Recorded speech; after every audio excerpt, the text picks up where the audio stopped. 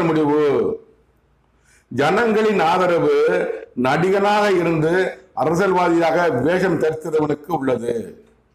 108 எங்கே இருக்கிறது?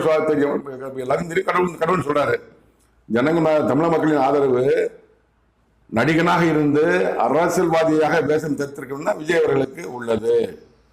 அவனுக்கு விரோதமாகவே நான் என் கத்திரிட்டுக் கொண்டிருக்கிறேன். தேவனாய கர்த்தர், கடவுள், உலக ஜனங்களுக்கெல்லாம் உள்ள ஒரே கடவுள், அல்லாஹ், இறைவன், தெய்வம், ஆண்டவர், யெகோவா என்ற நாமம் உடைய தேவனாய கர்த்தர், அவர்தான் கடவுள். அவர் நடிகை விஜய் பிரதமாக தன் கத்தை நின்று கொண்டிருக்கிறார். மக்கள் அவருக்கு இருக்கிறது.